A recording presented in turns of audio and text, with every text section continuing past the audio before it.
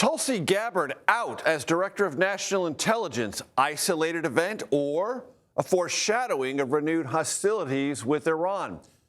Michael Cohen, former Trump fixer, then a Trump critic, now a Trump applicant, not for a job, but for weaponization compensation. He joins us.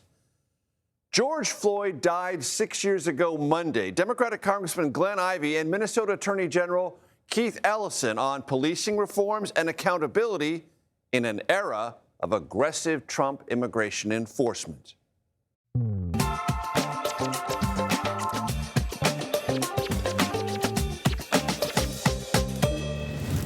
Hello, everyone. I'm Major Garrett in New York. Welcome to the Takeout. Resigned or fired? Health-related or Iran-related? Tulsi Gabbard was never a powerhouse member of President Trump's national security team.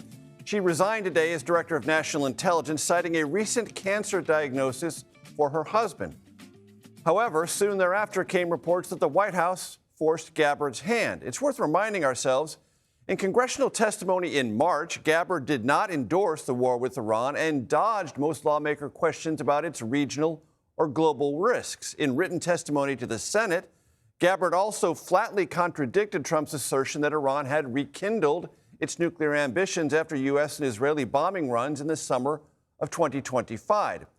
If Gabbard had a pre-existing profile in the Trump universe, it was as a critic of forever wars and U.S. military adventurism, specifically in Iran. When Trump launched the war with Iran, a senior counterterrorism official resigned in protest. Eyes naturally then turned toward Gabbard. Her departure today fits within a constellation of events this week suggesting President Trump might be considering, even strongly considering, relaunching the war. Consider. The president announced today he would not attend son Don Jr.'s wedding in the Bahamas. He also reversed plans to spend the weekend in Bedminster, New Jersey. About missing Don Jr.'s wedding, which the president never publicly committed to attend, Trump said, quote, "It is important for me to remain in Washington, D.C. at the White House during this important period of time," unquote. As was also true before the war began in late February, there was today a flurry of diplomatic activity, with Qatar and Pakistan engaging Iranian officials to avert resumption of hostilities. There was also a phone call this week between Trump and Israeli Prime Minister Benjamin Netanyahu that several news outlets described as tense, as the two leaders discuss and possibly debated next steps with Iran. Aaron McLean and Sam Vinograd start us off from Washington. Aaron, as you know, is a CBS News national security analyst and host of the School of War podcast. Sam, also a CBS News national security contributor and former assistant secretary for counterterrorism at DHS. Sam and Aaron, I want to put this both to you. Evaluate the timing, implications, and possible replacements for Gabbard now that she's out. Sam, Major, we can start with you. Yeah. I can kick off on the timing and implications. Timing-wise, certainly we all wish that Tulsi Gabbard's husband's health recovers quickly. And certainly there has been a bit of a roller coaster when it comes to President Trump's relationship with Tulsi Gabbard, particularly over the last several weeks. With respect to implications, Major, I want to stress one thing. I've worked with two directors of national intelligence very directly. The DNI, the Director of National Intelligence, is only as useful as the president chooses to make that person. What I mean by that is the Director of National Intelligence really has two roles. The first is to be the closest intelligence advisor to the president, both via the president's daily brief, by briefing the president and the cabinet in National Security Council meetings and other settings. But the second job is to actually run the intelligence community, which has 18 component parts, including the Office of the Director of National Intelligence, the CIA, and other entities. So if the president does not actually turn to the DNI for intelligence and analysis, and then integrate that intelligence and analysis into his decision-making, whoever the DNI is irrelevant. And so with respect to the implications, President Trump has not been known for relying heavily on DNI Gabbard, nor her predecessors in his first term. So Aaron is better positioned to discuss who could come next, who could succeed her.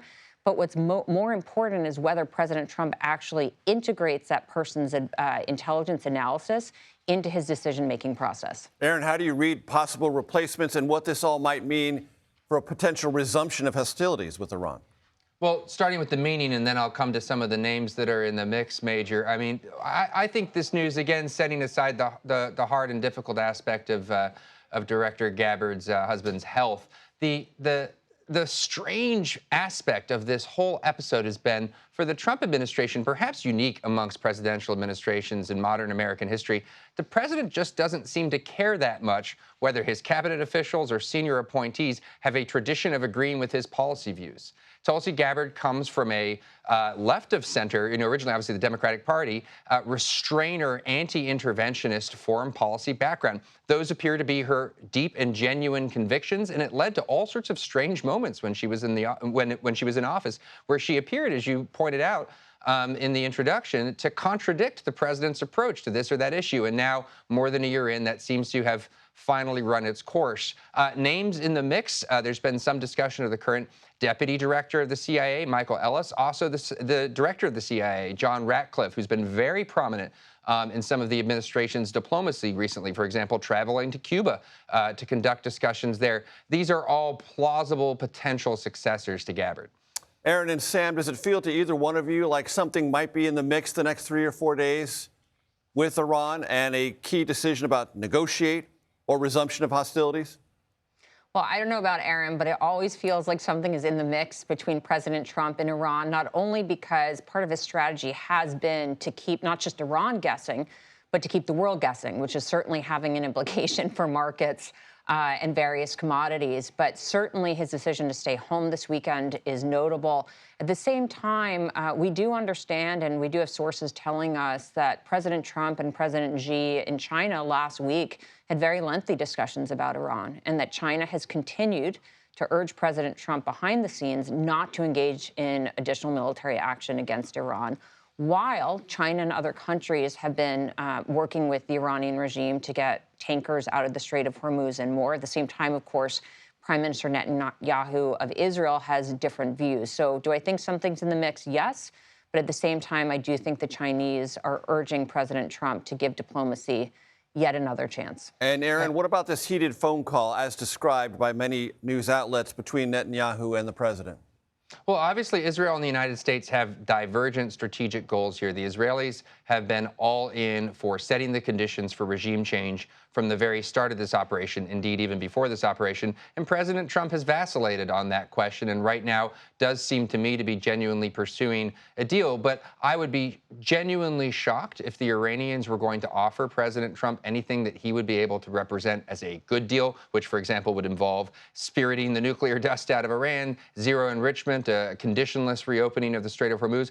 I don't think that that's on the table, which is going to compel him to decide, does he want to take a not good deal or return to military action? Neither a particularly attractive choice. Aaron, I'll start with you on this, and to Sam. What would be the militarily relevant targets if, in fact, the president were to go to what the Pentagon has made available, not advocating, just saying these are available, that would be relevant if these hostilities were to resume? Well, I think one option you could see is a restarting of Project Freedom, whether or not under that name, and military action designed to reopen some level of traffic through the Strait of Hormuz. Of course, when Project Freedom was actually underway for that 24, 36 hours, the Iranians immediately escalated and struck targets in the UAE. So once you start down that road, you're probably looking at a wider range of hostilities no matter what. So I think you would see strikes on Iranian missile targets, strikes on drone targets, going back after some of those sets again. And then, again, potentially the economic targets, which the president repeatedly threatened to do, the power plants, the bridges, et cetera. We may be at the stage where that threat is something that he finally follows through on. Sam, I'll give you the final word. Final word, I'm going to bring it back to intelligence, where we started this segment. If the president does choose to open another military campaign against Iran, the key question is not what targets he's going to strike, but whether the underlying intelligence indicates or assesses that these strikes will actually compel the Iranian regime to more actively engage in negotiations. We could continue to conduct strikes against the Iranian regime for months with no impact. So as he considers what to do, I do hope that the acting director of national intelligence is briefing him on whether any level of strikes against any range of targets will ultimately impact the IRGC and the Iranian regime more broadly to be more open to a deal of some kind. Very smart stuff, as always. Aaron McClain, Sam Vinograd, thank you very much. President Trump took to social media today to defend the Justice Department's anti-weaponization fund, despite mounting resistance coming from a good number of Senate Republicans. Applicants are preparing to make their case for some share of the allotted $1.8 billion compensation fund. One of them is Michael Cohen. Another is former Trump campaign advisor Michael Caputo. Of those two Michaels, Michael Cohen joins me now. Michael, welcome to the program. I know we'll get to the specifics and you have thoughts about what this fund is or isn't, but I want to ask you this kind of basic threshold question. As an applicant, do you believe you are a test case of the neutrality which has been stated about this fund? Meaning, it's clear to the American public the president has a hostile attitude about you, meaning if you receive something, it proves that this fund is neutral. Sure. Not only have I intending on putting in, I don't even know if it's an application or I'm doing it by letter. I'm on my fourth iteration. The answer is yes. There are others like myself, either who have filed or intend to file, even people I read, Jim Acosta, who certainly is no ally of the president. So let me be clear. As I write in my letter, if the weaponization fund truly exists to support individuals whose lives have been destroyed by politically motivated law enforcement tactics, by selective prosecution, by government leaks, abuses of power, and intentional destruction of reputation, then there is perhaps no clearer example than what happened to me. So I guess I would be a test case. Do you believe you are the victim of federal misdeeds, local misdeeds, or state misdeeds? Because I ask, because if it's a federal matter, would that be Biden administration and Trump administration or just Biden administration? And if it's state and local, would this federal fund be relevant? So if it's state or local, it would not be relevant. My case was always federal. There was no state or local law enforcement or any charges raised against me.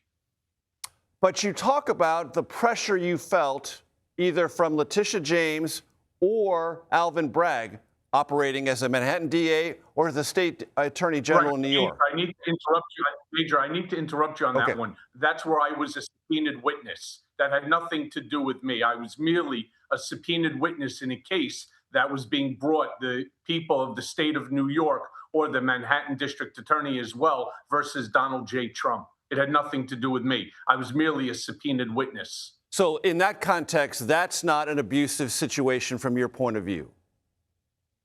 Well, it was abusive in the fact that I had to testify and that, not only is it a financial strain, but on top of that, a physical and an emotional strain as well. But no, that would not be something covered by this anti-weaponization fund. For my audience's benefit, Michael, articulate what you believe was abusive in relationship to your treatment by federal prosecutors or law enforcement.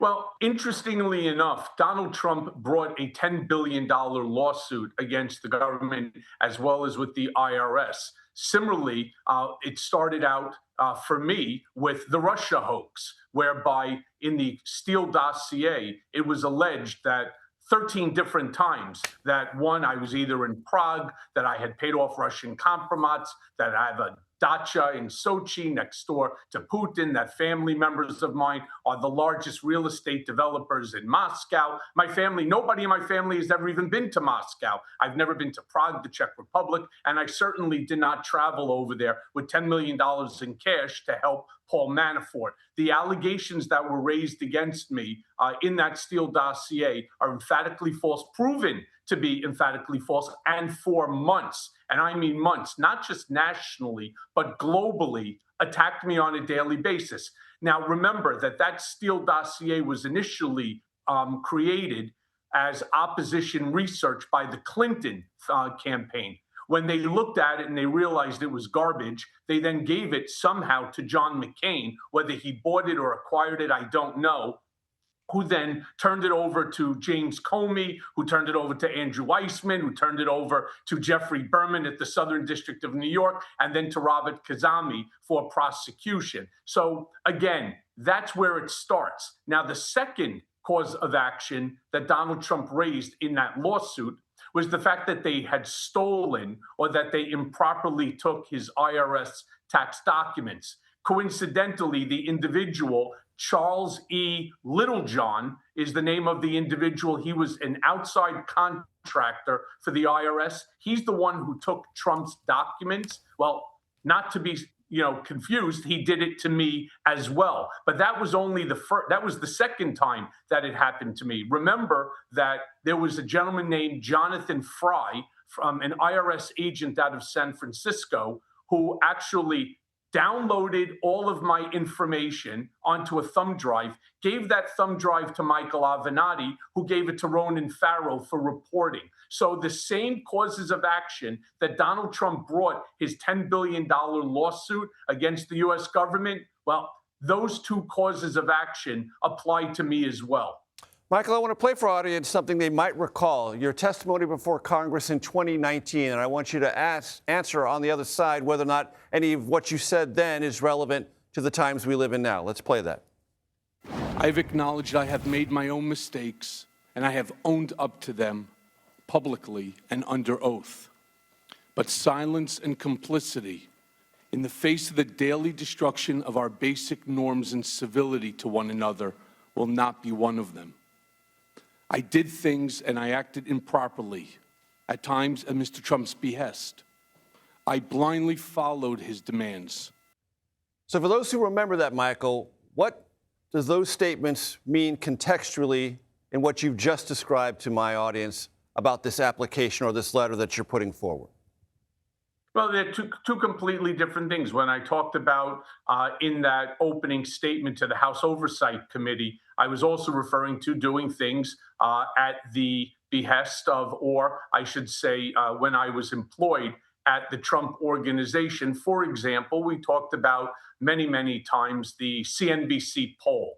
There was no need for me to do it. I should not have done it. It was irrelevant across the board, but nevertheless, I still did it. So I acknowledge, I take responsibility for what I did. But as I start out in my letter, which again, I intend to send to the Department of Justice right after this Memorial Day weekend, I started out by saying that there are moments in American history when the truth is buried so deeply beneath politics, ambition, media frenzy, and prosecutorial misconduct that the people caught in the middle are no longer viewed as human beings. They become symbols, targets, sacrificial lambs. And I know this because I became one of them. And that's the point. And you know what? I applaud Donald Trump, by the way, for starting this thing, because I brought an action against the United States government myself. I took that case all the way to the Supreme Court, who refused to hear it.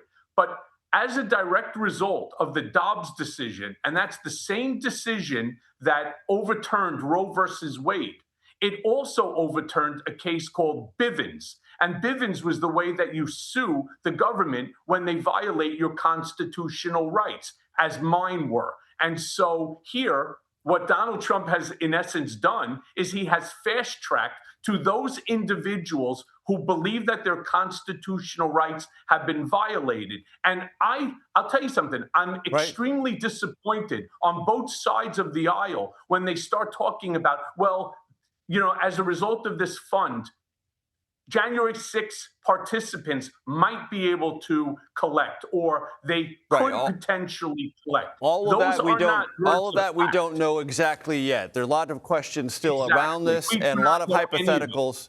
And Michael, we're going to have to leave it there. I appreciate the time. We'll revisit this as circumstances and reaction you get may warrant. Thank you very much. Well, I look forward to it. Still to come, 6 years since the killing of George Floyd, Maryland Democratic Congressman Glenn Ivey and Minnesota Attorney General Keith Ellison joined me live to discuss their ongoing push for police reform. Plus, my conversation with best-selling author Jon Krakauer. He discusses the 30th anniversary re-release of his book Into Thin Air, his first-hand account of a deadly Mount Everest climb, and his regrets about it all. The Takeout returns in 90 seconds.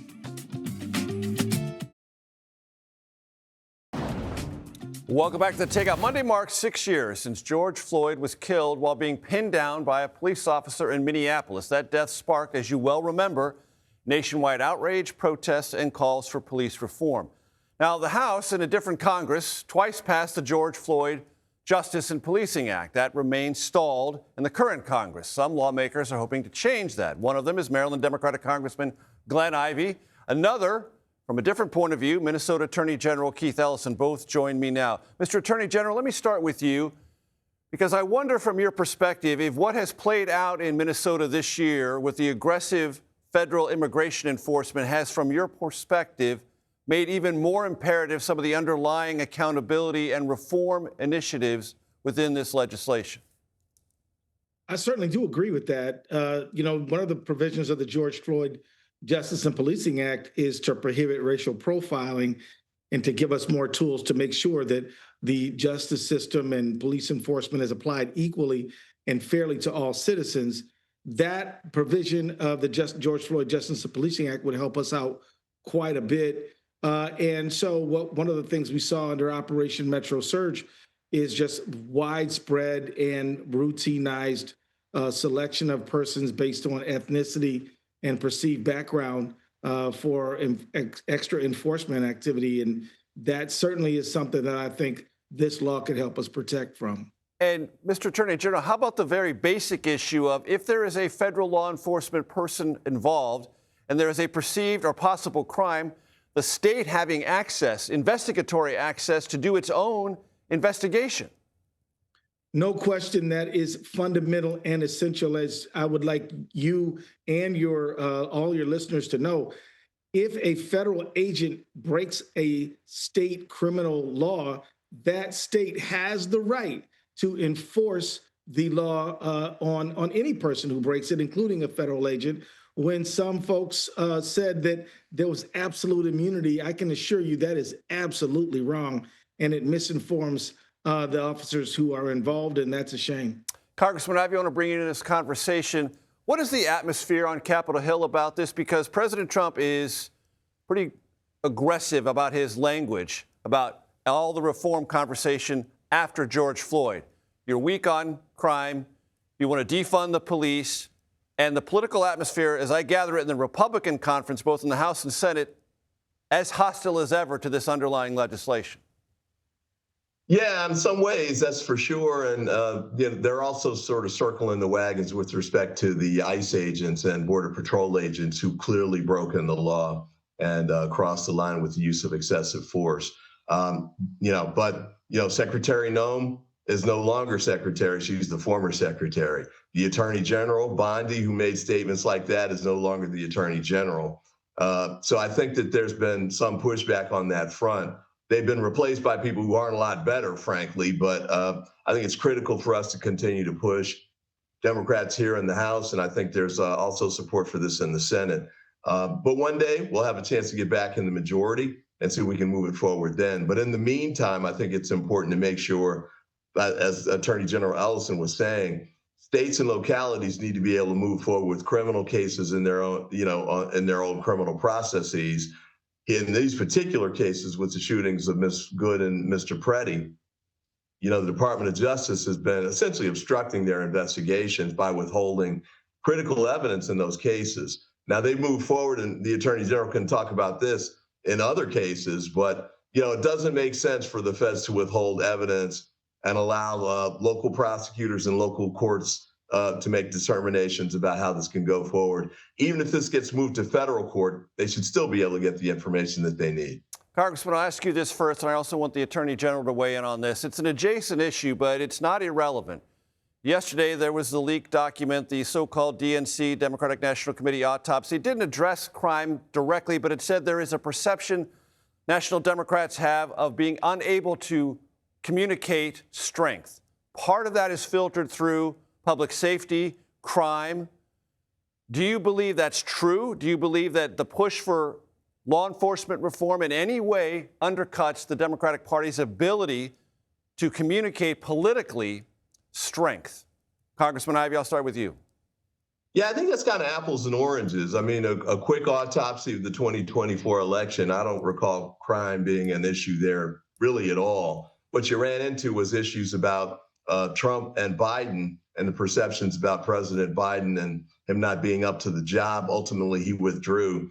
And that only left 107 days for former Vice President Harris to put a campaign together, and there wasn't enough time. Having said that, I think a lot of the Democrats and independents that voted for Trump a couple of years ago have a case of buyer's remorse like you can't imagine. And the economy continues to plummet. Gas prices are going up. Groceries are up. All of the things he said he would fix, he's made worse. And then he said he wouldn't get us in wars. He's done that, which is why the gas prices are going up. So I don't think crime is going to be, I don't think it was a problem for us in 2024, and I don't think it will be in 2026 either. Mr. Attorney General, I'd like your appraisal. I think that everybody wants to be safe, and that's a very legitimate thing. I fight for that every day as a prosecutor, attorney general.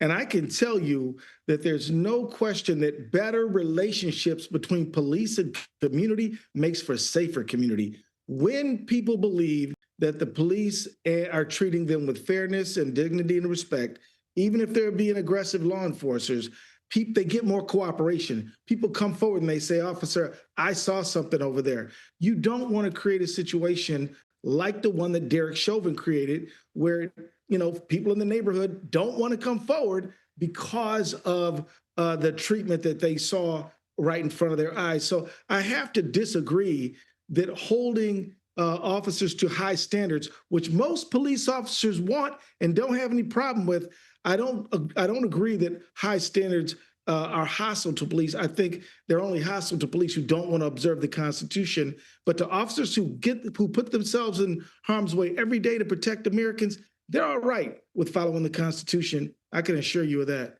Maryland Democratic Congressman Glenn Ivey, Minnesota Democratic Attorney General Keith Ellison. Gentlemen, thank you both. I appreciate it. Coming up, a legal victory for a man at the center of President Trump's sweeping immigration protests. The latest on the case against Kilmar Abrego Garcia. Right here on The Takeout when we come back. Welcome back to The Takeout. Here is a look at what else we and now you are watching this evening. The World Health Organization today upgraded its Ebola risk assessment to, quote, very high. Now, it's important to note that risk is only within the Congo, where at least 82 cases and 7 deaths have been confirmed. The WHO chief acknowledged that the epidemic's reach is likely much wider. Overall, there are 750 suspected cases, 177 suspected deaths. The United Nations said today it has released $60 million to aid in the emergency response. The United States has also pledged some $23 million to fund treatment clinics. A federal judge today dropped the 2-count federal indictment against Kilmar Abrego Garcia. Abrego Garcia was returned to the United States, you might recall, after being mistakenly deported to El Salvador's notorious CBS prison. He was then charged with 2 counts of human smuggling.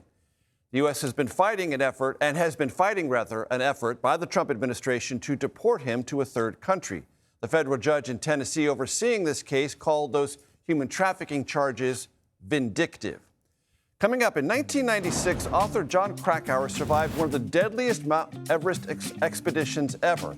And then he wrote a best-selling book about it. He joins me next to reflect on that 30 years later and all the trauma attached to it. You're watching The Takeout. Welcome back to The Takeout. This month marks 30 years since the deadly Mount Everest disaster that took the lives of 8 people. That tragedy was chronicled by Jon Krakauer in his best-selling book, Into Thin Air. His first-hand account of that catastrophe is being re-released with a brand new forward, introduction, and revisions. Here was some of our conversation. Jon, I want to offer a compliment I suspect you've heard many times before, but for me, it's very genuine. I hadn't read the book until very recently. That's my fault. But when I started it, I read it in one day because I could not put it down. That's a credit to you, but it's also a credit to this traumatic and life-altering experience of yours, which I read in a recent interview. You said you'd wish you'd never gone on. Explain that to my audience. Everest transformed my life. It's been 30 years. Hasn't been a day in those 30 years I didn't think about what happened.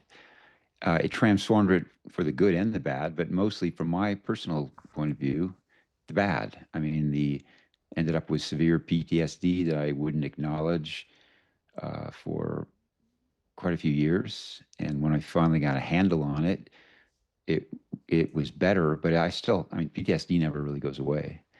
So yeah, it's a burden. I mean, I have tremendous survivor's guilt and shame. So yeah, that doesn't go away.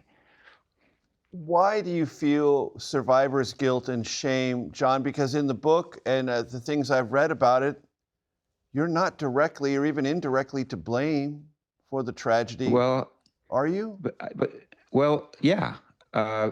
In my mind, it seems pretty clear that had I not been there, had a journalist not been embedded with Rob Hall's team, he probably wouldn't have made so many literally unbelievably bad decisions. Decisions he had not made before. Right. He did not. He was a very conservative guy. He had these strict rules. The year before, his team he has this rule. He sets the times, differs from year to year. But if you're not at the summit by 1 or 2 p.m., you turn around no matter how close you are. The year before, he did turn everyone around because they were late getting to the summit, towards the summit. Turned them around from just below the summit, a few hundred feet below. On our expedition, not only did he not turn people around, he encouraged people who were struggling on the way up and had turned around and headed down, 2 of the members of our team. He encouraged them to turn back around and keep going. One of them said, "No way," a guy named Frank Fishbeck, and he survived. The other, Doug Hansen, went back up and died. And even after, that he encouraged them to keep going. That was early in the morning, well before sunrise. But then at 1 and 2, he made no effort to turn Doug around, and Doug was at the back of the line going really slowly. No one knew at that point a storm was coming in.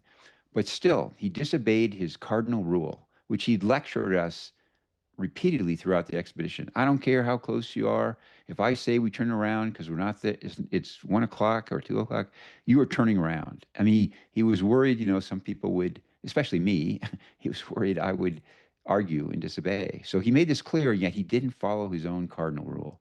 And I think that's because there was another American expedition who was climbing right alongside us. And that was a first-time guide who was very charismatic. He had a strong team. And Rob worried that if that guy, Scott Fisher, got all his clients to the summit and Rob didn't get most of his, he would lose business to Scott. That's what I believe. And I don't know how to explain this poor judgment otherwise. I've spent years, decades trying to imagine why. All of us who are reporters, John, know that in our own way, we change every environment we enter because we are observers, and people alter their behavior because they know they're being observed. Yep. That is a truism. But for whatever this might be worth to you, it is probably worth next to nothing. I don't think you're guilty as an observer, as a known observer. And if someone, as you just described, violates their own protocols, that's on them, not on the observer.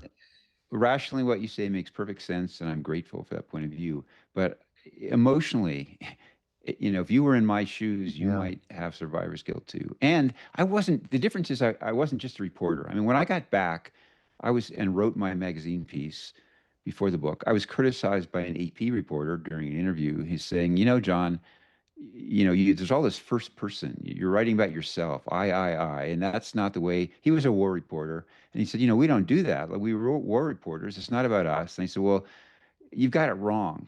I was the war reporter, but I was also a soldier in the fight. I was a client. I was a climber. I wasn't just, in the rear. I wasn't just, observing from the safety of some safe position. I was right there in the front lines affecting the outcome. It was different. I had a dual role, and I was writing because I thought guiding my magazine, my editor, and myself thought this was a bad idea to have relatively inexperienced clients paying a ton of money to be guided up Mount Everest. That was, you know, I wasn't just that reporter. I was also a climber who dreamed of climbing Everest his whole life, and it affected my judgment. I made some really bad decisions that day that almost cost me my life. I ran out of oxygen at 28,800 feet for 90 minutes, waiting for a crowd to disperse so I could descend a rope. And who knows how many brain cells. I mean, and I was severely debilitated by that. And that was my own fault. So, yeah, I have a lot to think about, my own behavior.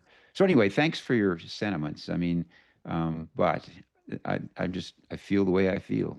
You can listen to my entire conversation with John Krakauer on your favorite podcast platform. Coming up, our final tribute to an American institution. CBS News Radio will sign off tonight after nearly 100 years. Our CBS News Radio flashback is next. You are watching The Takeout.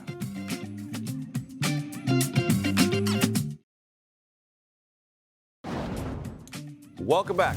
Now for our final CBS Radio clip of fame. But first, a note of thanks to Jamie Benson and Dustin Gervais. They lent considerable help to me pulling together CBS Radio archive clips. Also, my profound thanks to Max Losardo and Matt Parlapiano, who produced these tribute segments. It has been our honor to work on this and memorialize some of the best work of this journalistic powerhouse known as CBS News Radio. As we have learned following this journey, radio is immediate, raw, and present. It captures sights and sounds and shreds of information in those manic moments when news first breaks. Never, ever was that more true than September 11th, 2001. We are approaching the 25th anniversary of that harrowing day of atrocities in New York, Washington, and Shanksville, Pennsylvania. When it started, it was impossible to sense the enormity of what was to come. CBS News, I'm Nick Young. A disaster in downtown New York City. A plane has crashed into one of the two World Trade Center towers. This man witnessed the aftermath. I see a gaping hole at the top of the World Trade Center, almost to the top.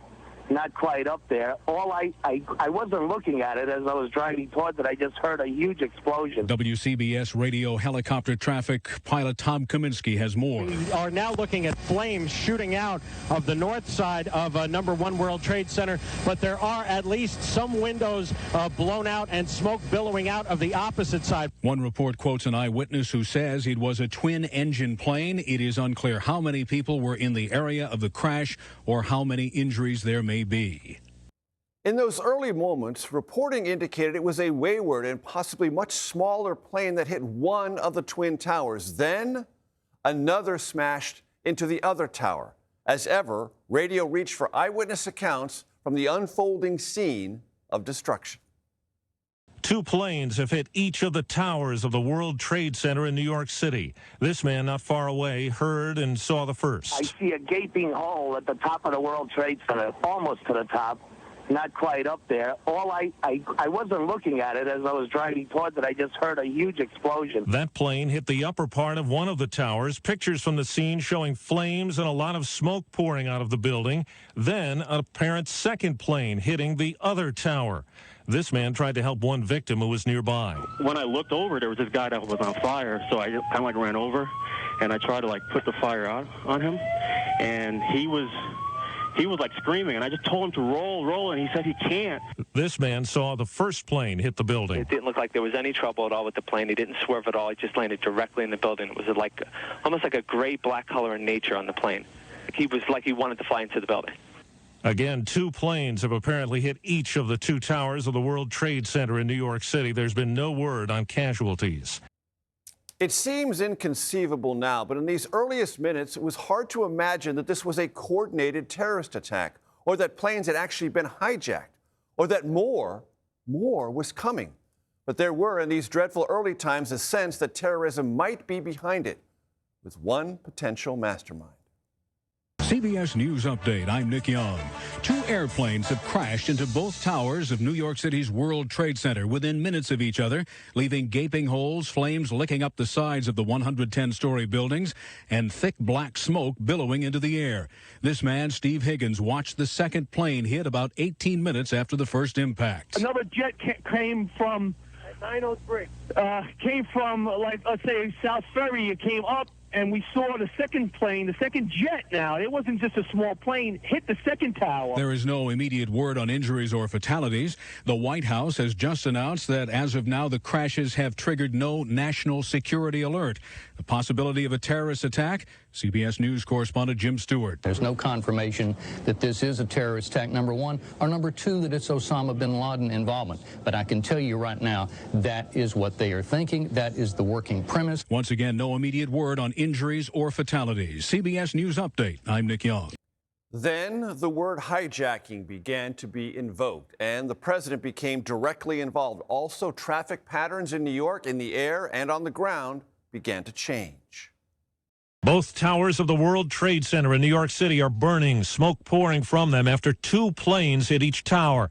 The impacts triggered explosions and fire. WCBS air traffic reporter Tom Kaminsky. LaGuardia Airport has said there are 2 confirmed aircraft into the World Trade Center, and they want no one at all in this area. They are, in effect, if you can possibly picture this, cordoning off the entire area around the World Trade Center and around Manhattan. The planes hit the towers about 18 minutes apart. Witnesses describing them as twin-engine planes. There's been no firm word on casualties. This man saw one of the planes hit and says it looked deliberate. It didn't look like there was any trouble at all with the plane. He didn't swerve at all. He just landed directly in the building. It was like almost like a gray black color in nature on the plane.